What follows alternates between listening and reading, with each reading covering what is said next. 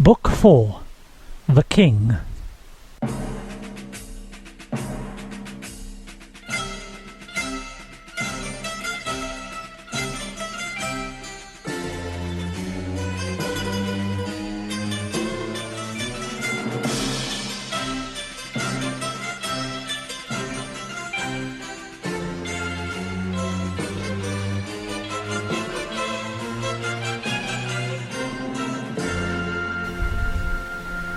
The danger from the Saxons had been even more immediate than Cador had supposed. Colgrim had moved fast. By the time Arthur and I, with our escort, approached Lugavarium, we found just southeast of the town that the king's forces and Cador's were moving into position with the men of Reged to face an enemy already massing in great numbers for the attack. The British leaders were closeted with the king in his tent. This had been pitched on the summit of a small hill which lay behind the field of battle. There had in times past been some kind of fortress there, and a few ruined walls still stood, with the remains of a tower, and lower down on the slopes were the tumbled stones and weedy garths of an abandoned village. The place was a riot of blackberry and nettle, with huge old apple trees still standing among the fallen stones, golden with ripening fruit. Here, below the hill, the baggage trains were rumbling into place. The trees and the half-ruined walls would provide shelter for the emergency dressing stations. Soon the apparent chaos would resolve itself, and the king's armies still fought with a pattern of a Roman discipline enforced by Ambrosius, and were looking at the huge spreading host of the enemy, the field of spears and axes, and the horsehair tossing in the breeze like the foam of an advancing sea. I thought that we would need every last scruple of strength and courage that we could muster, and I wondered about the king. Eupha's tent had been pitched on a little level lawn below the ruined tower. As our troop rode towards it through the noise and bustle of the battalions assembling into fighting order, I saw men turn to stare, and even above the shouts of command and the clash of arms I could hear the word go round. "It's Merlin! Merlin! The prophet is here! Merlin is with us!" Men turned and stared, shouted. Elation seemed to spread like a buzz through the field. A fellow with a device of Dyfed shouted as I passed in my own tongue. "Are you with us, Merlin Emrysbrod? Have you seen the shooting star for us today? Today it is a rising star. Watch for it, and the victory." As I dismounted with Arthur and Ralph at the foot of the hill and walked to Eupha's tent, I heard the word spread through the field with a rush like the wind racing over ripe corn. It was a bright September day, full of sunlight, and outside the king's tent the dragon blew scarlet on yellow. I went straight in, with Arthur on my heels. The boy had armed himself at Galava and looked at every point a young warrior. I had expected him to appear with Hector's blazon, but he carried no device, and his cloak and tunic were of plain white wool. "It's my colour, the white horse, the white hound, and I shall carry a white shield. Since I have no name, I am going to write on it myself. My device will be my own when I get it." I said nothing, but I thought now, as the boy trod forward towards the king's tent, that if he had deliberately courted all men's eyes on the field of battle, he could not have done better. The unmarked white, and his air of eager, shining youth, stood out among the tossing brilliance of colour on that bright morning, as surely as if the trumpets had already proclaimed him prince. And as Eutha greeted us, I could see the same thought in the eager, hungry gaze he fixed upon the boy's face. Myself, I was shocked at Eupha's appearance. It bore out the reports I had heard of him, of a man visibly failing. As if a canker gnawed at his guts, not with pain, but with daily wasting. He was thin and his colour bad, and I noticed from time to time his hand went to his chest, as if he found it hard to draw breath. He was splendidly dressed, with gold and jewels glinting on his armour. The stuff of his great cloak was gold too, with scarlet dragons entwined. He held himself upright, kingly in the great chair. There was grey now in the reddish hair and beard, but his eyes were vivid and alive as ever, burning in their deep sockets. The thinness of his face made it look more hawk-like, and if possible more kingly than before. Flashing gold and jewels and the great cloak hid the thinness of the body. Only the wrists and bony hands showed where the long wasting sickness had gnawed the flesh away. Arthur waited behind me with Ralph as I went forward. Count Hector was there, with the king, along with Coel of Reged and Cador, and a dozen other of Eupha's leaders whom I knew. I saw Ector eyeing Arthur with a kind of wonder. I did not see Lot anywhere. Uther greeted me with a courtesy only thinly overlaying the eagerness below. It is possible that he had intended, there and then, to present his son to the commanders. But there was no time. Trumpets were sounding outside. Uther hesitated, looking indecisive. Then he made a sign to Ector, who stepped forward and formally presented Arthur to the king as his foster son, Emrys of Galava. Arthur, with his new quiet and self-contained maturity, knelt to kiss the king's hand. I saw Uther's hand close on his, and I thought he would speak then. But at that moment the trumpet shrilled again, nearer, and the door of the tent was pulled open. Arthur stood back. Uther, and the effort was apparent, tore his eyes from the boy's face and gave a word. The commanders saluted hurriedly and dispersed to mount and gallop away to their stations. The ground shook to the trampling of horses, and the air to the shouting and clash of metal. 4 men ran in with poles, and I saw then that Uther's chair was a kind of litter, a big carrying chair, in which he could be borne to the battlefield. Someone ran to him with his sword and put it into his hand, whispering as he did so, and the 4 fellows bent to the poles, waiting for the king's word. I stood back. If any memory came to me of the young, tough commander who had fought so ably at his brother's side through all the early years of war, it touched me now with no feeling of pity or regret, as the king turned his head and smiled, the same fierce, eager smile that I knew. The years dropped away from him. If it had not been for the litter, I could have sworn that he was a whole man. There was even colour in his cheeks, and his whole person glittered. "My servant here tells me you foretold us victory already. Then you have indeed brought us today all that we could desire. Boy!" Arthur at the tent, speaking to Ector, stopped and looked back. The king beckoned. "Here, stay by me." Arthur flashed an inquiring look at his foster-father, then at me. I nodded. As the boy moved to obey the king, I saw Ector make a sign to Ralph, and the latter moved quietly with Arthur to the left of the king's litter. Ector hung on his heel a moment in the tent doorway, but Uther was saying something to his son, and Arthur was bent to listen. The count hitched his cloak over his shoulder, nodded abruptly to me, and went out. The trumpets sounded again, and then the sunshine and the shouting were all about us as the king's chair was carried out towards the waiting troops. I did not follow it down the hillside, but stayed where I was on the high ground beside the tent, while below me on the whole field the armies formed. I saw the king's chair set down and the king himself stand to speak to his men. From this distance I could hear nothing of what was said, but when he turned and pointed to where I stood, high on the sight of the whole army, I heard the shout of Merlin again, and the cheers. There was an answering shout from the enemy, a yell of derision and defiance, and then the clamour of trumpets and the thunder of the horses drowned everything, and shook the day. Beside the tower wall stood an ancient apple-tree, its bark now gnarled and thick with lichen like verdigris, but its boughs were heavy with yellow fruit. In front of it was a tumble of stone with a plinth, where perhaps there had once been an altar or a statue. I stepped up to this, with my back to the laden apple-tree, and watched the course of the fighting. There was still no sign of Lot's banner. I beckoned a fellow running past, a medical orderly on his way to the dressing station down the hill. "Lot of Lothian. Are his troops not come? There's no sign of them yet, sir. I don't know why. Maybe they're being held back as reserves on the right." I glanced to where he was pointing. To the right of the field was the winding glimmer of a stream, flanked for some 50 paces to either side by broken and sedgy ground. Beyond this the river rose, through the alder and willow and scrubby oak, and then there was thicker woodland. Between the trees and slope was rough and broken, but not too steep for horses, and the woods could well hide half an army. I thought I could see the glint of spearheads through the thick of the trees. Lot, coming from the north-east, would have had early news of the Saxon advance, and would hardly have come late for the battle. He must be there, waiting and watching, but not, I was sure, by order, as a reserve placed there by the king. The dilemma that Cador and I had spoken of might well be resolved today for Lot. For if Uther looked like winning the victory, Lot would throw his army in and share the time of triumph and its aftermath of reward and power.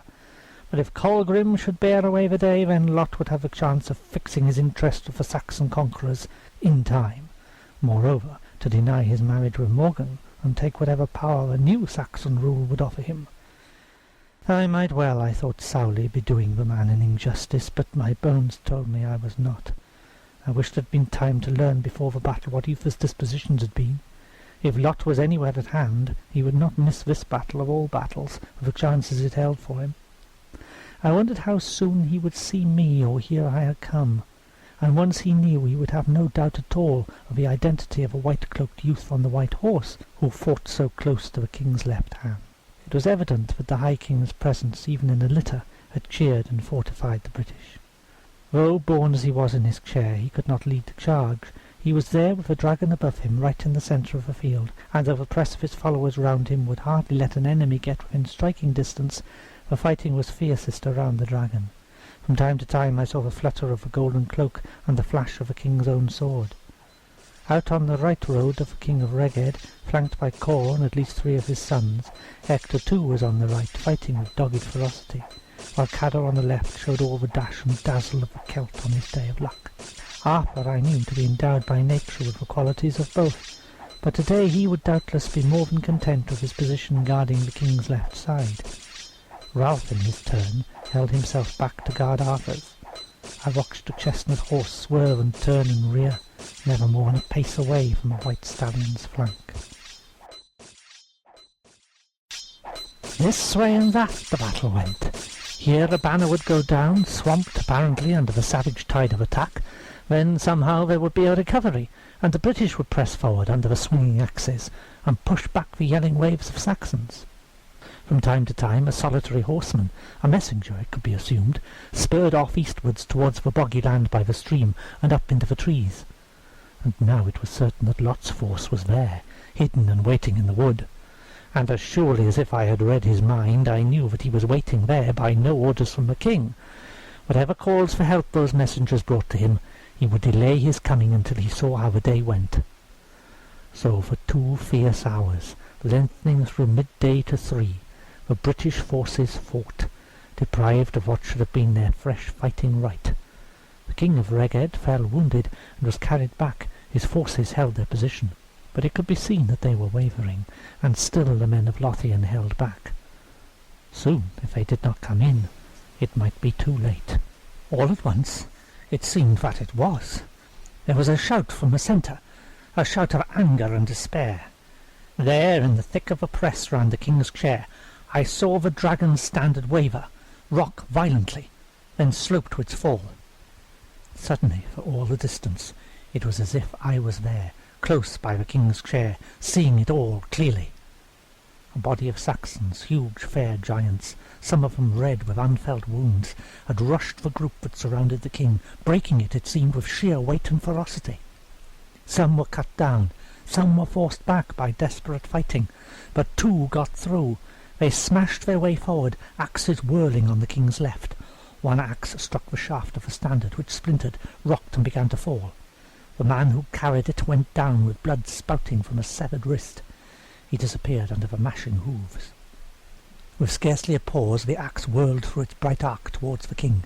Euther was on his feet, his sword up to meet the axeman, but Ralph's sword whirled and bit, and the Saxon fell clear across the king's chair, his blood gushing over the golden cloak. The king was pinned back under the fallen man's weight. The other Saxon ran forward, yelling, and Ralph, cursing, fought to thrust his horse between the helpless king and the new attacker. But the Saxon, towering above the British, brushed their weapons aside as a mad bull brushes the long grass, and charged forward.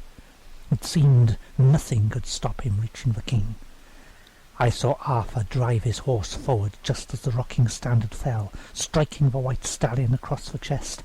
The stallion reared, screaming. Arthur, holding the horse of his knees, seized the falling standard, and shouting flung it clear across the king's chair into a soldier's ready grip, then swung the screaming, striking horse right into the path of a giant Saxon.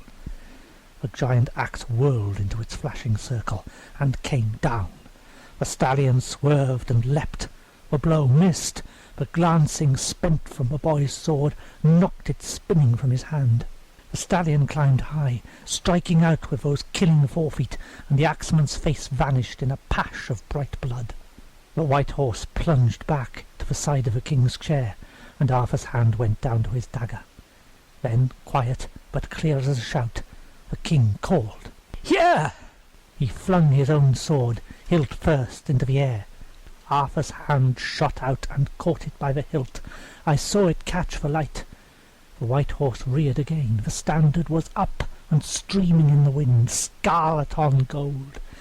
There was a great shout spreading out from the centre of the field, where the white stallion, treading blood, leapt forward under the dragon's banner. Shouting, the men surged with him. I saw the standard-bearer hesitate fractionally, looking back at the king, but the king waved him forward, then lay back, smiling in his chair. And now, too late for whatever spectacular intervention Lot had intended, the Lothian troops swept down out of the woodland and swelled the ranks of the attacking British. But the day was already won.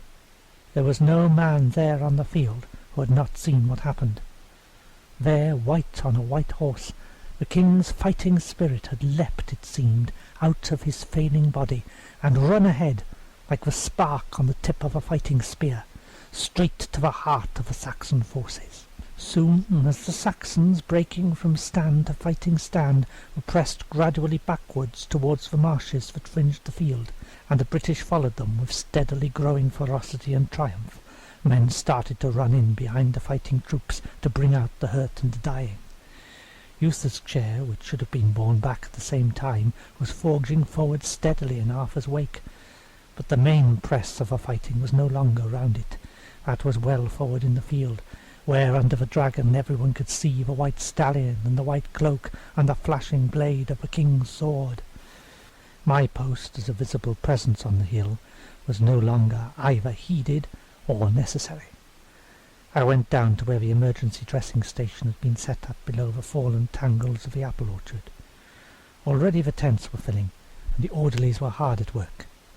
I sent a boy running for my box of instruments, taking off my cloak, slung it over the low boughs of an apple tree to make a shelter from the sun's rays, and as the next stretcher went by, I called to the bearers to set the wounded man down in the improvised shade. One of the bearers was a lean, greying veteran whom I recognised. He had worked as an orderly for me at Kirkconan. I said, "A moment, Paulus. Yes, don't hurry away. There are plenty to do the carrying. I'd rather have your help here." He looked pleased I'd recognised him. "I thought you might need me, sir. I've got my kit with me." He knelt on the other side of the unconscious man, and together we began to slit the leather tunic away, where it was torn by a bloody gash. "How is it with the king?" "Hard to say, sir. I thought he'd gone, and a lot else thought that with him. But he's here now with Gandor, sitting peaceful as a babe, and smiling, as well he might. Indeed, that's far enough, I think. Let me look. It's an axe wound. The leather and metal of his tunic's been driven deep into the flesh where it's been hacked, and there's splintered bone. I doubt if there's much we can do here. But we'll try. God is on our side today. He may well be on this poor fellow's too. Hold this, will you? Now, as you were saying, well, he might, yes. The luck won't change now. Luck, is it? Luck on a white horse? Fair treat it was to see that youngster, the way he pushed through just at the right moment. Needed something like that, with the king failing. The dragon going down too. We were looking for King Lot then, no sign of him. Believe me, sir, another half-minute and we'd have been going the other way. Battles like that makes you wonder sometimes to think what hangs on a few seconds and a bit of luck. Piece of nice timing like that, and the right person to do it. That's all it takes, and you've won or lost a kingdom. We worked for a while in silence then, quickly, because the man was beginning to stir under my hands, and I had to finish before he woke to cruel life. When I had done all I could, and we were bandaging, Paulus said, "Funny thing." "What?" "You remember Kirkconan, sir?" "Will I ever forget it?" "Well, that youngster had a look of him. Ambrosius, I mean. Count of Britain then. White horse and all. Dragon flying over it. Men were saying so. The name's the same, isn't it, sir? Emrys, connection of yours, perhaps. Perhaps. Oh, well. I asked no more questions. Well, he did not need to. I knew already that rumours must have been flying around the camp from the moment that Arthur and I had ridden in with the escort. Let them run.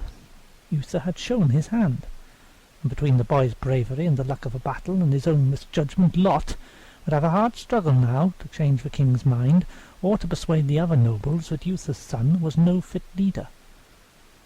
The man between us woke then and began to scream. There was no more time for talking. By nightfall the field was cleared of the fallen. The king had withdrawn when it was seen that the tide of victory was sure, and not to be stemmed by any late action of the Saxons. The battle over, the main forces of the British fell back on the township 2 miles to the northwest, leaving Cador, with corps of Strathclyde, to hold the field. Lot had not stayed to test his position with the other leaders, but had withdrawn into the town as soon as the fighting was done, and had gone like Ajax to his quarters, since where no man had seen him. Already stories were going around about his fury at the High King's action in favouring the strange youth on the battlefield, and his black silence when he heard that Emrys was bidden with me to the victory feast, where no doubt he would be further honoured. There were rumours, too, about the reason for the belated entrance into the battle of Lot's troops. No one went so far as to speak of treachery, but it was said openly that had he delayed much longer, and had not Arthur performed his small miracle, Lothian's inaction might have cost Uther the victory. Men wondered, too, aloud, whether Lot would emerge from his sullen silence to share in the feast which was decreed for the following night. But I knew that he could not keep away. He dared not. Though he had said nothing, he must certainly know who Emrys was, and if he was ever to discredit him and seize the power he had schemed for, he would have to do it now. After the emergency cases had been dealt with at the Orchard dressing station, the medical units had also moved back to the town, where a hospital had been set up. I went with them and dealt with a steady stream of cases all afternoon and evening. Our losses had not been heavy, as such things commonly go, but still the burial parties would be hard at work all night, watched by the wolves and the gathering ravens. From the marshes came the distant flicker of flames where the Saxon dead were burning. I finished work at the hospital about midnight, and was in an outer room, watching while Paulus packed my instruments away. I heard someone coming quickly across the court outside, and I was aware of a stir of air near the door beside me. Call me an old fool if you like, remembering back through the years to what never happened, and you may be more than half right. But it was not only love which made me recognize his coming before I turned my head. A current of fresh, sweet air blew with him, cutting through the fumes of drugs and the stench of sickness and fear. The very lamps burned brighter. "Merlin?" He spoke softly, as one does in a sick room. The excitement of the day was still in his voice. I looked at him, smiling, then more sharply. "Are you hurt? You young fool! Why didn't you come and see me sooner? Let me see." He drew back the arm in its stiffened sleeve. "Can't you tell black Saxon blood when you see it? I never had a scratch. Oh, Merlin, what a day! And what a king! To go out in the field crippled in a chair! That's real courage! Far more than it takes to ride into a fight of a good horse and a good sword. I swear I never even had to think. It was so easy. Merlin, it was splendid. It's what I was born for. I know it now. And did you see what happened? What the king did? His sword. I swear it pulled me forward of its own will, not mine. And then the shouting and the way the soldiers moved forward like the sea. I never even had to use a spur on Canrif. Everything moved so fast, and yet so slowly and clearly. Every moment seemed to last forever. I never knew one could be blazing hot and ice cold all at the same time, did you?" He wasn't waiting for answers, but talked on, fast and sparkling, his eyes alight, still with the thrill of battle and the overwhelming experience of the day. Well, I hardly listened, but I watched him, and watched the faces of the orderlies and servants, and of those men who were still awake and near enough to hear us. I saw it begin. Even so, after battle, Ambrosius's very presence had given the wounded strength and the dying comfort. Whatever it was he had about him, Arthur had the same. I was to see it often in the future. It seemed that he shed brightness and strength around him wherever he went, and still had it ever renewed in himself.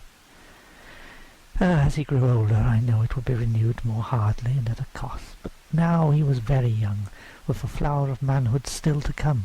After this, I thought, who could maintain that youth made him unfit for kingship? Not Lot, stiffened in his ambition, grimly scheming for a dead king's throne. It was Arthur's very youth which had whistled up today the best that men had in them, as a huntsman calls up the following pack, or an enchanter whistles up the wind. He recognized in one of the beds a man who had fought near him, and he went softly down the hospital room to speak to him, and then to others. 2 of them at least I heard him call by name. Give him the sword, my dream had said, and his own nature will do the rest. Kings are not created out of dreams and prophecies. Before ever you begin to work for him, he was what you see now. All you have done is to guard him while he grew. You, Merlin, are a smith like Welland of the Black Forge. You made the sword, and gave it a cutting edge, but it carves its own way. I saw you up there beside the apple tree. He had followed me out of the hospital room, and I had stopped in the ante-room to give instructions to a night orderly. The men were saying it was an omen, that when you were there, above us on the hill, the fight was as good as won. It's true, though, because through it all, even when I wasn't thinking, I could feel you watching me. Quite close beside me, too. It's like a sort of shield at one's back. I even thought I heard... He stopped in mid-sentence, and I saw his eyes widen. They fixed on something beyond me. I looked to see what had gagged him. Morgause would be 22 now. She was even lovelier then than when I had last seen her. She wore grey, a long plain gown of dove colour, which should have made her look like a nun, but somehow did not. She wore no jewels, and needed none. Her skin was pale as marble, and the long eyes that I remembered were gold-green under the tawny lashes. Her hair, as befitted a woman still unwed, fell loose and shining over her shoulders, and was bound back from her brow with a broad band of white. Morgause, you should not be here. But then I remembered her skills, and saw behind her 2 women and a page carrying boxes and linen cloths. She must have been working as I had among the wounded, or possibly she still attended the king and had been with him. I added quickly, "No, I see. Forgive me. Forgive my lack of greeting. Your skill is welcome here. Tell me, how is the king?" "He has recovered, my lord, and is resting. He seems well enough, and his spirits are good. It seems it was a notable fight. I wish I might have seen it." She glanced past me then at Arthur, an interested, summing look. It was obvious that she recognized him as the youth who had won everyone's praise that day, but it seemed that the king had not yet told her who he was. There was no hint of such knowledge in her face or voice as she made him a reverence. "Sir?" The colour was up in Arthur's face, bright as a banner. He stammered some kind of greeting, suddenly sounding no more than an awkward boy, he whose boyhood had never been awkward. She took it coolly, then turned her eyes back to me, dismissing him as a woman of 20 dismisses a child. I thought, no, she does not know yet. She said, in that light, sweet voice, "My Lord Merlin, I come with a message to you from the king. Later, when you have rested, he would like to speak with you." "It's very late. Would he not be better to sleep?" "I think he would sleep better if he spoke with you first. He was impatient to see you as soon as you came back from the field, but he needed to rest. I gave him a draught. He slept then. He's awake now. Can you come within the hour?" "Yeah, very well." She curtsied again with lowered eyes, and went as quietly as she had come. I supped alone with Arthur. I had been allotted a room whose window overlooked a strip of garden on the river bank. The garden was a terrace enclosed by gates and high walls, and Arthur's room adjoined mine. Both were approached through an ante-room where guards stood armed. Uther was taking no chances. My room was large and well appointed, and a servant waited there with food and wine. We spoke little while we ate. I was tired and hungry, and Arthur showed his usual appetite. But after his flow of exalted spirits he had fallen strangely quiet. Probably, I thought, out of deference to me. For my part, I could think of little else but the coming interview with Eutha, and of what the morrow might bring. At that moment I could bring nothing to myself but a sort of weariness of the spirit, which I told myself was no more than reaction from a long journey and a hard day. But I thought it was more than that, and felt like a man who comes out of a sunlit plain into boggy ground, where mist hangs heavy. Ulfin, Eutha's body-servant, came to take me to the king. From the way his look lingered on Arthur, I could see he knew the truth, but he said nothing of it as he led me through the corridors to the king's chamber. Indeed, he seemed to have little room in his mind for anything but anxiety about the king's health. When I was ushered into Eutha's presence, I could see why. Even since the morning, the change was startling. He was in bed, propped in a furred bedgown against pillows, and shorn of the kingly trappings of armour and scarlet and gold tissue. Anyone could see how mortally wasted his body was.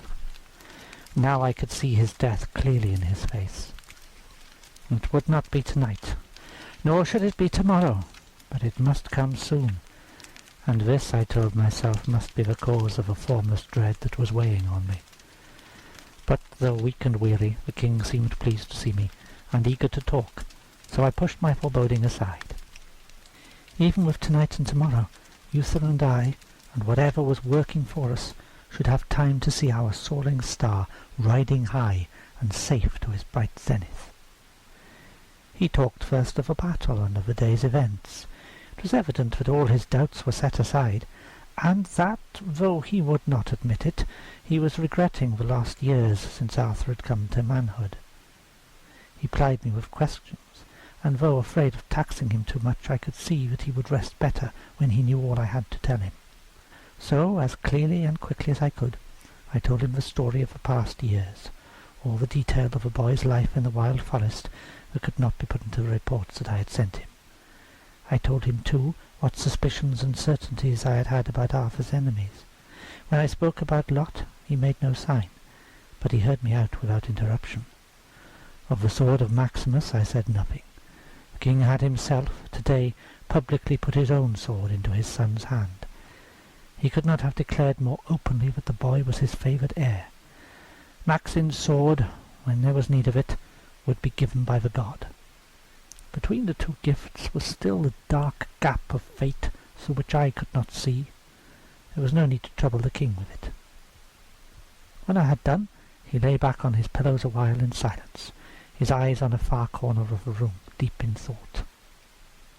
"You were right, Merlin. Even where it was hard to understand, and where not understanding I condemned you. You were right. The god had us all in his hand, and doubtless it was the god himself who put it in my mind to deny my son and leave him in your care, to be brought in safety and secrecy to such manhood as this. At least it has been granted me to see what manner of man I begot on that wild night at Tintagel, and what kind of a king will come after me. I should have trusted you better, bastard, as my brother did. I don't need to tell you I'm dying, do I? Gandar hums and haws and begs the question, but you'll admit the truth, king's prophet?" The question was peremptory, requiring an answer. When I said, "Yes," he smiled briefly, with a look almost of satisfaction, and I found myself liking Eutha better now than I had ever done before, seeing him bring this kind of bleak courage to his coming death. This was what Arthur had recognized in him today, the kingly quality to which he had come late, but not too late. It could be that now, almost in the moment of fulfilment of the past years, he and I found ourselves united in the person of the boy. He nodded. The strain of the day and night was beginning to show, but his look was friendly and his manner still crisp. "Well, we've cleared the past. The future is with him, and with you. But I'm not dead yet, and I'm still High King, The present is with me. I sent for you to tell you that I shall proclaim Arthur my heir tomorrow at the victory feast. There'll never be a better moment. After what happened today, no one can argue his fitness. He's already proved himself in public more in the sight of the army. Even if I wished to, I doubt I could keep his secret any longer. Rumour has run through the camp like a fire through straw. He knows nothing yet. It seems not. I would have thought he would begin to guess, but it seems not. You'll tell him yourself tomorrow. Yes, I'll send for him in the morning. For the rest of the time, Merlin, you stay by him, and keep him close. He spoke then about his plans for the morrow. He would talk with Arthur, and then in the evening, when everyone had recovered from the fighting, and he raised the scars of battle, Arthur would be brought with glory and acclaim in front of the nobles at the victory feast. As for Lot, he came to it flatly, without excuse. There was no doubt as to what Lot would do, but he had lost too much public credit in the delay over the battle, and even as the betrothed of the king's daughter, he would hardly dare, Uther insisted, stand up in public against the High King's own choice. He said nothing about the darker possibility that Lot might even have thrown his weight onto the Saxon side of the balance. He saw the delay only as a bid for credit, that Lot's intervention should seem to carry the British to victory. I listened and said nothing. Whatever the truth of that, the trouble would soon be other men's, and not the king's. He spoke then of Morgaine, his daughter. The marriage, firmly contracted as it was, must go through. It could hardly be broken now without offering a mortal and dangerous insult to Lot and the northern kings who hunted with him. And as things had fallen out, it would be safer so. Lot would, by the same token, not dare refuse the marriage, and by accepting it would bind himself publicly to Arthur. And Arthur already, months before the marriage, proclaimed, accepted, and established. Uther had almost said, and crowned, but let the sentence drift. He was looking tired now, and I made a move to leave him, but one of the thin hands lifted, and so I waited. He didn't speak for a few moments, but lay back with closed eyes. Somewhere a draught crept through the room, and the candles guttered. The shadows wavered, throwing dark across his face. Then the lights steadied, and I could see his eyes, still bright in their sockets, watching me. I heard his voice, thin with effort now, asking me something. Not asking, no. Uther, the High King, was begging me to stay beside Arthur to finish the work I had begun, to watch him, advise him, guard him. His voice faded, but the eyes watched me intent, and I knew what they were saying. Tell me the future, Merlin, prophet of kings. Prophesy for me. I shall be with him, and the rest of it I have said before. He will bear a king's sword, and with that sword he will do all and more that men hope for. Under him the countries will be won, and there shall be peace and light before darkness. And when there is peace, I myself will go back into my solitude. But I will be there, waiting, always, to be called up as quickly as a man might whistle for the wind.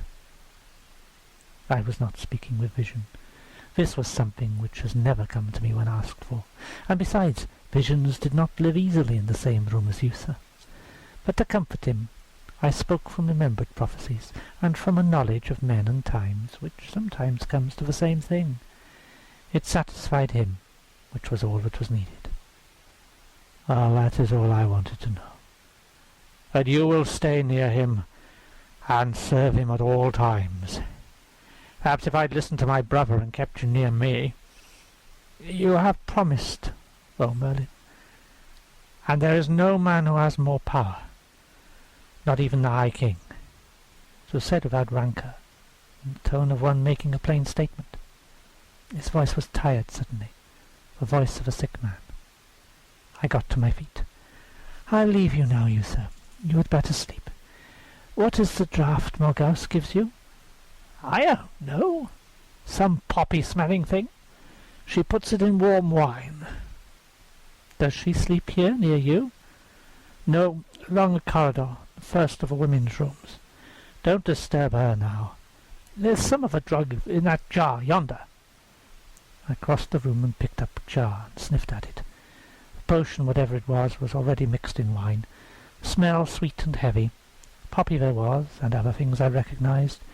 It was not quite familiar. I dipped a finger in and put it to my lips. "Has anyone touched it since she mixed it?" "What?" I'd been drifting away, not in sleep, but as sick men do. "Touched it? No one, not that I've seen. There's no one would try to poison me. It's well known my food's tasted. Call the boy in if you wish." No, there's no need. Let him sleep." I poured some into a cup. And when I lifted it to my mouth, he said with sudden vigour, "Don't be a fool! Let be!"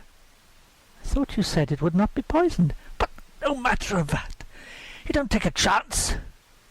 "Do you not trust Morgause?" "Morgause?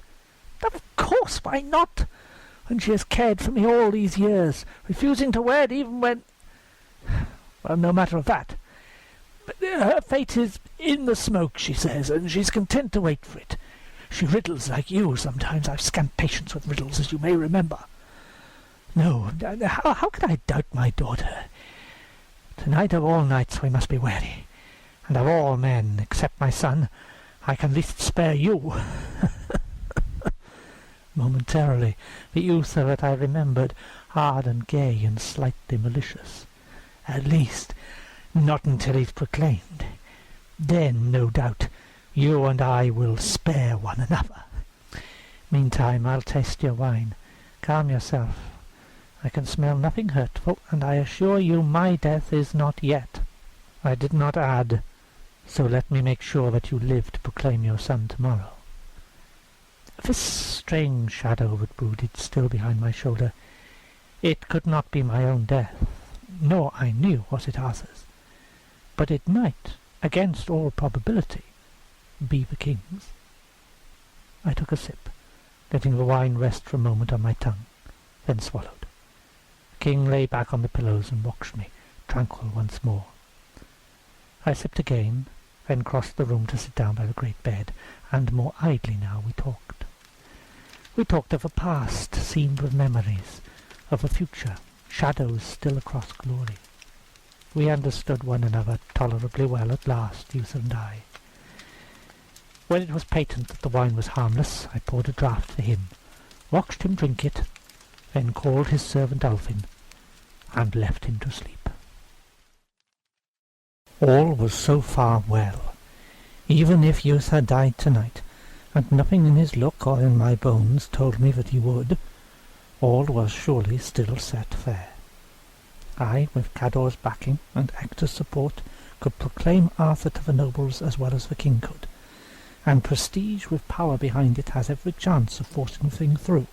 The king's gesture in flinging his sword to the boy in battle would be, to many of the soldiers, proof enough of Arthur's right to succeed him, and the warriors who had followed him so gladly today would follow him still.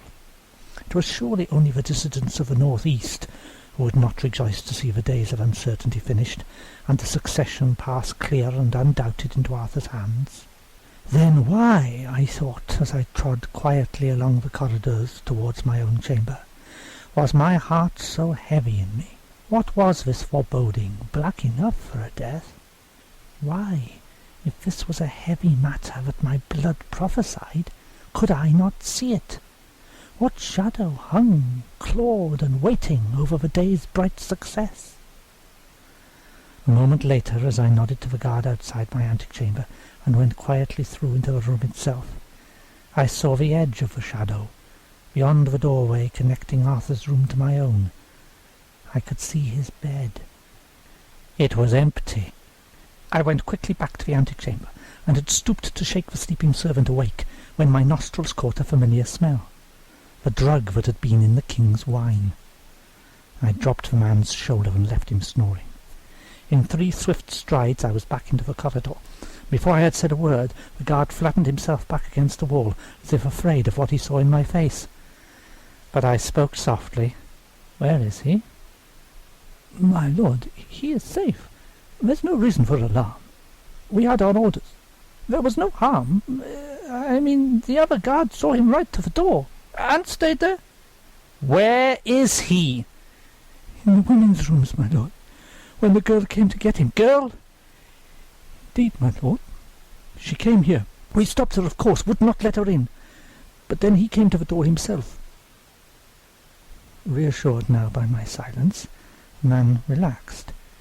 "Indeed, my lord, all's well. It was one of the Lady Morgause's women, the black-haired one. You may have noticed her. Plump as a little robin, and the prettiest. She was proper for my young lord this night." I had noticed her, small and rounded, with a high colour, black eyes bright as a bird's. Pretty creature, very young, as healthy as a summer's day. Yet I bit my lip. "How long ago?" 2 hours, as near as might be." "Time enough, my lord. Where's the harm? Even if we tried, we couldn't have stopped him. We didn't let her in. We'd had our orders, and he knew that. But when he said he'd go with her, what can we do after all? It is a fair end to a man's first battle day." I said something to him and went back into the room. The fellow was right enough. The guards had done their duty as I saw it. This was one situation in which no guard would interfere. And where indeed was the harm? The boy had seized one half of his manhood today, out under the sun. It was inevitable that the rest should come to him tonight. As his sword had quenched its lust in blood, so the boy would burn alive till he quenched his own excitement in a girl's body. Anybody, I thought bitterly, but a God-bound prophet would have foreseen this. Any normal guardian would let him take his night at its normal course. But I was Merlin, and the room was full of shadows, and I was afraid. I stood there alone, with the shadows pressing round me, controlling myself to coldness, facing the fear. The blackness came from my mind. Very well. Was it human merely? Was it black jealousy, that Arthur at 14 should take so easily a pleasure that at 20 I had burned for even as he, and had fumbled, failing? Or was it a fear worse than jealousy, a fear of losing, or even sharing a love so dear and lately found? Or was I fearful only for him, knowing what a girl could do to rob a man of power? And as this thought struck me, I knew I was acquitted. The shadows were not from this. I had known that day at 20, when I fled from the girl's angry and derisive laughter, that for me there had been a cold choice between manhood and power, and I had chosen power. But Arthur's power would be different, that of full and fierce manhood, that of a king. He had shown me often that however much he might learn and love from me, he was Uther's son in the flesh. He wanted all that manhood could give. It was right he should lie with his first girl tonight. I ought to smile like the sentry and go to bed myself and sleep, leaving him to his pleasure.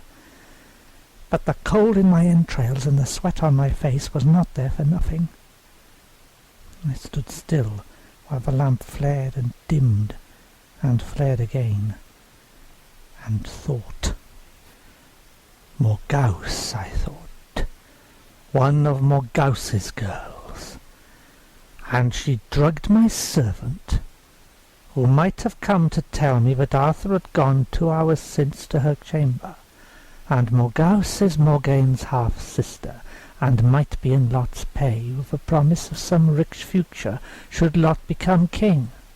True, she'd made no attempt on the king, but she knew he always used a taster, and it would have served no purpose to be rid of him until Lot was married to Morgaine, and able to declare himself legitimately heir to the high kingdom. But now Uther was dying, and Arthur had appeared, with a claim which would eclipse Lot's. If Morgause was indeed an enemy, and wanted Arthur put out of the way before tomorrow's feast, then the boy might now be lying drugged, captive in Lot's hands, or dying. Oh, this was folly! It was not for death that the god had given him the sword and shown him to me as High King. There was no reason for Morgause to wish him ill. As his half-sister, she might expect more from Arthur as king than from Lot, and he was only her sister's husband. Arthur's death, I thought coldly, would not profit her. But death was here, in a form, and with a smell I did not know. A smell like treachery, something remembered dimly from my childhood, when my uncle planned to betray his father's kingdom and to murder me. It was not a matter of reason, but of knowing. Danger was here, and I had to find it. I could not walk through a house asking where Arthur was. If he was happily bedded with a girl, this was something he would never forgive me. I would have to find him by other means, and since I was Merlin, the means were here. Standing rigid in the dim chamber, with my hands held stiff-fisted at my sides, I stared at the lamp. I knew that I never moved from the place or left my chamber, but in my memory now it seems as if I went out, silent and invisible as a ghost, across the antechamber, past the guard, and along the dim corridor towards Morgause's door. The other sentry was there. He was full awake and watching, but he never saw me. There was no sound from within. I went in. In the outer room the air was heavy and warm and smelt of scents and lotions such as women use. There were 2 beds there and sleepers in them. On the threshold of the inner chamber Morgause's page was curled on the floor sleeping. 2 beds, each with its sleeper. One was an old woman, grey-haired, mouth open, snoring slightly. The other slept silently, and over her pillow the long black hair lay heavy, braided for the night. The little dark girl slept alone. I knew it now, the horror had oppressed me. The one thing that, looking for larger issues of death and treachery and loss, I had never thought of. I have said men with God's sight are often human blind. When I exchanged my manhood for power, it seemed I had made myself blind to the ways of women. If I had been simple man instead of wizard, I would have seen the way I answered I back there at the hospital, have recognized Arthur's silence later, and known the woman's long assessing look for what it was. Some magic she must have had to blind me so. It may be that now, knowing I could do nothing, she let the magic lapse and thin, or let it waver as she sank towards sleep. Or it may be only that my power outstripped hers, and she had no shield against me. God knows I did not want to look, but I was nailed there by my own power. And because there is no power without knowledge, and no knowledge without suffering, the walls and door of Morgause's sleeping chamber dissolved in front of me, and I could see. Time enough, the guard had said. They had indeed had time enough. The woman lay naked and wide-legged across the covers of the bed. The boy, brown against her whiteness, lay sprawled over her in the heavy abandonment of pleasure. His head was between her breasts, half turned from me. He was not asleep, but the next thing to it, his face close and quiet, his blind mouth searching her flesh as a puppy nuzzles its mother's nipple. Her face I saw clearly. She held his head cradled, and about her body was the same heavy languor. But her face showed none of the tenderness that the gesture seemed to express, and none of the pleasure. It held a secret exultation as fierce as I have ever seen on a warrior's face in battle. The gilt green eyes were wide and fixed on something invisible beyond the dark, and the small mouth smiled, a smile somewhere between triumph and contempt.